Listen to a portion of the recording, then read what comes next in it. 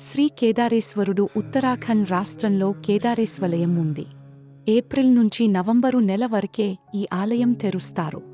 విష్ణుమూర్తి నరనారాయణులుగా కొన్ని వేల సంవత్సరాలు శివుని ధ్యానించి తపస్సు చేసి లోక కళ్యాణానికి ఈ లింగాన్ని ప్రతిష్ఠించినట్లు పురాణ కథ.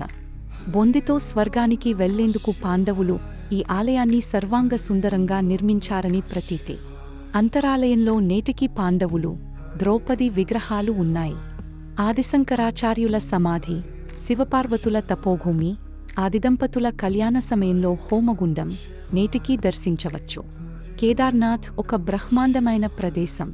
ఇక్కడ శివ అనే శబ్దాన్ని ఉచ్చరించడం సరికొత్త పార్శ్వాన్ని అలాగే ప్రాముఖ్యతను సంతరించుకుంటుంది. ఇది ఈ శబ్దం కోసం ప్రత్యేకంగా సిద్ధం చేయబడిన ప్రదేశం. పురాణాల ప్రకారం కురుక్షేత్ర యుద్ధం తరువాత పాండవులు తమ సొంత అన్నదమ్ములను, బంధువులను చంపాల్సి వచ్చినందుకు కలత చెంది ఉన్నారు. దీనినే గోత్రవధ అని అంటారు.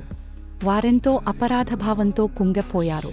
తమని తాము విముక్తుల్ని చేసుకునేందుకు వాళ్ళు మార్గం వెతకసాగారు. అందుకని వాళ్ళు శివుని కోసం బయలుదేరారు.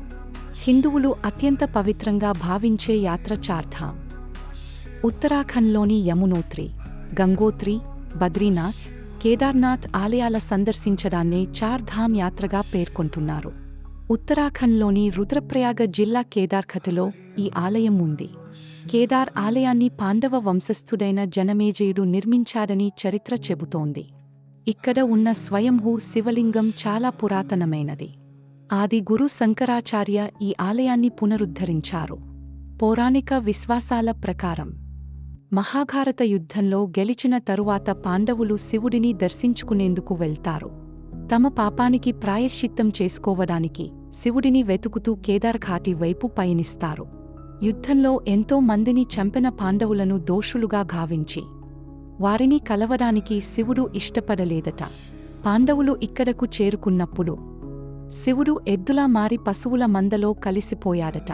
పశువుల మందలో ఘోలే శంకర్ ఉన్నాడని ఆకాశవాణి ద్వారా పాండవులు తెలుసుకుంటారు. భీముడు శివుడిని వెతకడానికి 2 పర్వతాల మధ్య కాళ్ళు చాచి నిలబడతాడు. అప్పుడు పశువులన్నీ భీముని పాదాల కింది నుంచి వెళ్ళిపోయాయి. వారిని చూసేందుకు ఇష్టపడని శివుడు ముందుకు వెళ్లకుండా వెనక్కి తిరిగి నిలబడ్డాడు.